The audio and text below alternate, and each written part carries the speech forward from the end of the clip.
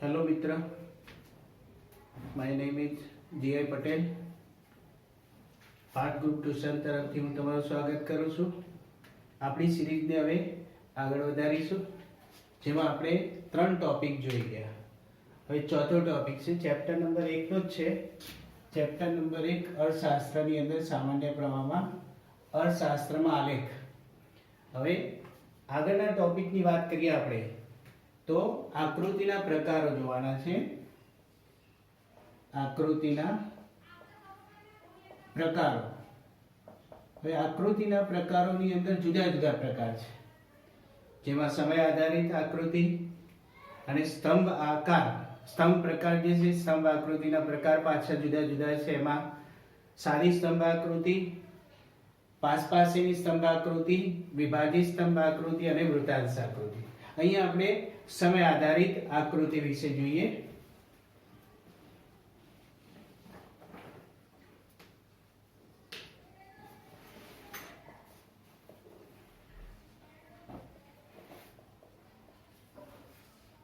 સમય આધારિત આકૃતિ સામાન્ય રીતે રેખા આકૃતિ. સામાન્ય રીતે રેખા આકૃતિ છે. સામાન્ય રીતે રેખા આકૃતિ બે ચલ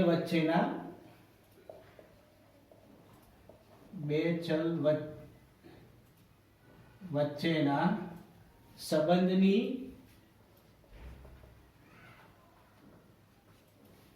રેખા અને તેનો ઢાળ દર્શાવે છે.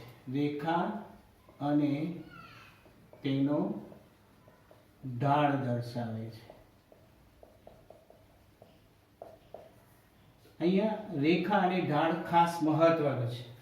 આપણે એક્ઝામ્પલ તરીકે જોઈ શકીએ કે માર્ગ રેખા, પુરવઠા રેખા, તેમજ તૃષ્ટિગુણ, સીમાંત તૃષ્ટિગુણની રેખા.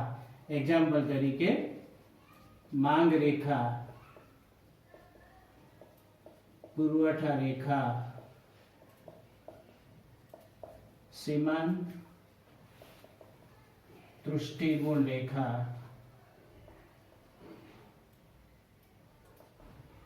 માંગ રેખાની વાત કરીએ આપણે તો માંગ રેખા જે ઉપરથી નીચે તરફ, એનો ઢાળ નીચે તરફ છે, ઉપરથી નીચે તરફ. તો અહીંયા રેખા અને ઢાળ વિશેની વાત કરી છે, જેના આધારે આપણે સમજી શકીએ માંગ રેખા એ ઉપરથી નીચે તરફ ઢળતું હોય છે, જે રીતે પુરવઠા રેખા એ નીચેથી ઉપર તરફ જાય છે, જે ધન રેખા છે. આ ઋણ રેખા છે. તો એના ઉપરથી આપણે સમય આધારિત રેખા વિશે સમજી શકીએ. હવે સામાન્ય રીતે રેખાની જે સમય આધારિત રેખા છે એની અંદર બે ચલ આવે છે. સામાન્ય રીતે બે ચલ આવે છે, જે આપણે આગળના આકૃતિ અને આલેખની અંદર કઈ બાબત દોરતી વખતે કઈ બાબતો ધ્યાનમાં રાખવાની, એ બે ધરી વિશે શીખી ગયા. પહેલી ધરી હતી સ્વતંત્ર ચલ. સ્વતંત્ર ચલ જે x ધરી કહેવાય છે. x ધરી, જેને આડી ધરી પણ કહીશું આપણે. તો અહીંયા આપણે જોઈએ કે આ x ધરી છે, આ સ્વતંત્ર ચલ કહેવાય છે. જ્યારે પરતંત્ર ચલ જે y ધરી છે, જે ઊભી ધરી કહેવાય છે. ઊભી ધરી, તો આ y છે જે ઊભી ધરી છે, એને પરતંત્ર ચલ કહીશું. પરતંત્ર ચલ. તો આ રીતે સ્વતંત્ર ચલ અને પરતંત્ર ચલ એ સમય આધારિત રેખાની અંદર દર્શાવવામાં આવે છે. કોઈ એક ચલના, આગળ જોઈએ આપણે, કોઈ એક ચલના સ્વયં સ્પષ્ટ વલણ જાણવા હોય ત્યારે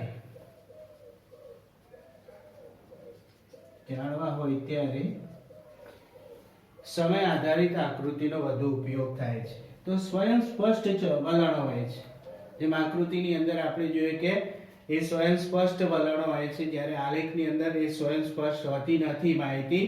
તો એ માહિતી સ્વયં સ્પષ્ટ હોય છે અને એના વલણો જાણવા હોય ત્યારે આપણે સમય આધારિત આકૃતિનો ઉપયોગ કરીશું, જેની અંદર આપણે જોઈએ કે માંગની અંદર આપણે જોઈએ કે પહેલાથી જ નક્કી હોય છે કે કિંમત આટલી છે તો એની માંગ આટલી છે, તો એના આધારે આપણે એની આકૃતિ બનાવી શકીએ છીએ. એક્ઝામ્પલ તરીકે જોઈએ આપણે તો કોઈ એક દેશના વિવિધ વર્ષોની વસ્તીની સંખ્યા, તો જુદા જુદા વર્ષોની વસ્તી, તો આપણે જોઈએ કે ભારતમાં તો દર 10 વર્ષે વસ્તીની ગણતરી કરવામાં આવે છે, તો દર 10 વર્ષે વસ્તીની અંદર ઘટાડો થાય છે કે વધારો થાય છે એ આપણે આકૃતિ દ્વારા સમજી શકીએ છીએ, જેને સમય આધારિત આકૃતિ કહેવામાં આવે છે. ફુગાવાનો દર કેટલો, દર વર્ષે ફુગાવાનો દર વધે પણ છે અને ઘટે પણ છે. ઉત્પાદન કેટલું, આયાત નિકાસ કેટલી, એ પણ આપણે સમય આધારિત આકૃતિની અંદર દોરી શકીએ છીએ. સમય આધારિત આકૃતિને રેખા આકૃતિ પણ કહેવાય. શું કહેવાય? રેખા આકૃતિ પણ કહી શકાય છે. એનો બીજો પ્રકાર એટલે બીજું નામ છે.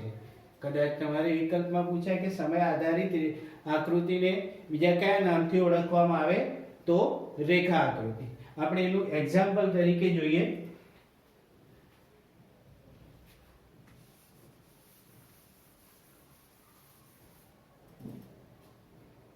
સમયગાળો, જે વસ્તી વૃદ્ધિ દર વિશે આપણે જોવાનું છે કે દેશની અંદર દર 10 વર્ષે વસ્તી જે ગણતરી કરવામાં આવે છે તે વસ્તી વૃદ્ધિ દર કેટલો છે, તો વસ્તી વૃદ્ધિ દર જે દાયકામાં એટલે કે 10 વર્ષના ગાળાની અંદર એની ગણતરી કરવામાં આવે છે. આપણે 1951 થી ગણતરી કરીએ. 1951, 61, 1961 થી 71, 1971 થી 81, 1981 થી 91, 1991 થી 2001 અને 2001 થી 2011. હવે વસ્તી વૃદ્ધિ દર જોઈએ તો 1951 થી 61 ની અંદર 21.64%, 21.64 એટલી વસ્તી વૃદ્ધિ દર હતો. હવે 71 ની અંદર જોઈએ તો 24.80, ત્યાર પછી જોઈએ તો 24.66, ત્યાર પછી જોઈએ 23.87, ત્યાર પછી ઘટેલો જોવા મળે છે 21.54 અને 17.64. તો સૌથી પહેલા 1951 થી 61 માં 21.64 હતી વસ્તી વૃદ્ધિ દર. 1961-71 માં વધીને થઈ ગયો 24.80. 1971-81 ની અંદર પાછો થોડો ઘટેલો છે, બહુ નહીં, નોર્મલ 24.66. 81 થી 91 માં 23.87 એમાં ઘટાડો થયો. 1991 થી 2001 ની અંદર 21.54 એમાં ઘટાડો થયો. 2001 થી 2011 માં પણ ઘટાડો થયો. તો આ જે બે વર્ષ છે 1961 થી 81, આ બે વર્ષની અંદર સૌથી વધારે વસ્તી વધેલી જોવા મળે છે, જેને વસ્તી વિસ્ફોટનો સમયગાળો કહેવાય છે. વસ્તી વિસ્ફોટ એનો સમયગાળો પણ આપણે કહીશું. હવે આના ઉપરથી આપણે સમય આધારિત આકૃતિ દોરવી હોય તો આ રીતે દોરી શકીએ આપણે. x ધરી, y ધરી અને O ઉગમ બિંદુ. હવે ત્યાંથી આપણે જોઈએ કે અહીંયા આપણે વર્ષ બતાવવાના છે x ધરી પર અને y ધરી પર વસ્તી વૃદ્ધિ દર. વસ્તી વૃદ્ધિ દર એ પણ દાયકામાં છે. હવે 1951 થી 61 ની વાત કરીએ આપણે તો 1951 થી 61 આમાં સૌથી વધારે 24.80 અને સૌથી ઓછો 17 છે. તો આપણે જે સ્કેલ માપની દ્રષ્ટિએ જોઈએ તો અમુક સમયગાળો લેવો પડે છે. તો આપણે 2 નો સમયગાળો લઈ શકીએ, 5 નો સમયગાળો લઈ શકીએ. જે રીતે આપણે આલેખ બનાવો છે, આકૃતિ બનાવી છે કે મોટી ના થાય અથવા નાની ના થાય, તો આપણે 2 નો લઈએ અથવા 5 નો. 2, 4, 6, 8, 10, 12, 14, 16, 18, 20, 22, 24 અને 26. તો 24 સુધી આપણી સંખ્યા જે હતી આવી ગઈ. હવે જોઈએ કે 1951 થી 61 માં 21.64. તો 20, 21 ને 22 તો 21.64 એટલે વચ્ચે 21 થાય અને પછી ઉપર ટપકું કરીશું આપણે. ત્યાર પછી આવશે 1961 થી 71. 1961 થી 71 માં 24.80 24 અને 25 ની જોડે.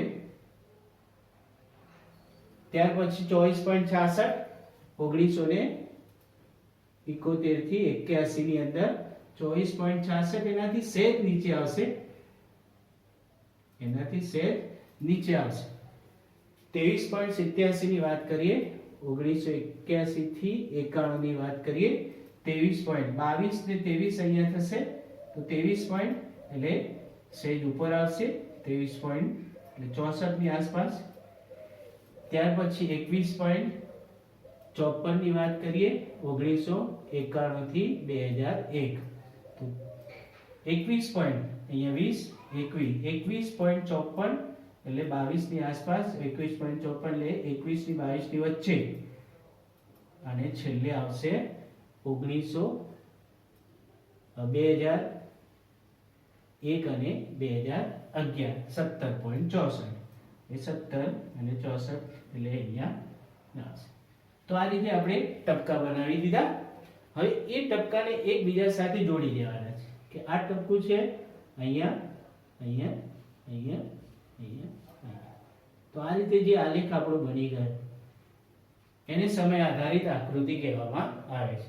આના ઉપરથી આપણે સમજી શકીએ કે શરૂઆતમાં વસ્તી વૃદ્ધિ દર વધ્યો છે અને ત્યાર પછી વસ્તી વૃદ્ધિ દર ઘટેલો છે. તો ફરીથી એક વખત જોઈ લઈએ કે આકૃતિના પ્રકારમાં સૌથી પહેલા આપણે જોઈએ સમય આધારિત આકૃતિ, જેને બીજા કયા નામથી ઓળખીશું? રેખા આકૃતિ. સામાન્ય રીતે રેખા આકૃતિ બે ચલ વચ્ચેના સંબંધની રેખા અને તેનો ઢાળ દર્શાવે છે. કઈ બાજુ એનો ઢાળ છે? તો એક્ઝામ્પલ તરીકે માગની રેખા જે ઋણ ઢાળ છે, પુરવઠા રેખા જે ધન ઢાળ છે, સીમાંત દૃષ્ટિગુણ રેખા, એ જે રેખાઓ બનાવવામાં આવે છે એ રેખાઓ પોતાનો ઢાળ બતાવે છે. સામાન્ય રીતે આકૃતિ બનાવીએ ત્યારે એમાં બે ચલ હોય, સ્વતંત્ર ચલ જે x ધરી પર છે અને પરતંત્ર ચલ જે y ધરી પર છે. x ધરી આડી ધરી છે અને y ધરી એ ઊભી ધરી છે. કોઈ એક ચલના સ્વયં સ્પષ્ટ વલણો આપણે જાણવા હોય તો કોનો ઉપયોગ કરીશું? સમય આધારિત આકૃતિનો. એક્ઝામ્પલ તરીકે દર 10 વર્ષે આપણે વસ્તી ગણતરી કરીએ તે ફુગાવાનો દર કેટલો, ઉત્પાદન કેટલું, આયાત નિકાસ કેટલી, એ પણ આપણે આકૃતિ દ્વારા સમજી શકીએ. જેમાં આપણે અહીંયા એક્ઝામ્પલ તરીકે આપે છે કે ભારતની અંદર જે સમયગાળો છે દર 10 વર્ષે વસ્તી વૃદ્ધિ દર કેટલી છે એની આકૃતિ દ્વારા આપણે સમજૂતી મેળવી. હવે અહીંયા આપણો ટોપિક પૂરો થાય. જો તમને ગમ્યો હોય તો તમે શેર કરી શકો, લાઈક કરી શકો, સબસ્ક્રાઇબ કરશો અને જો તમને થોડી ઘણી એમાં ડાઉટ દેખાય તો તમે કમેન્ટ કરી શકશો.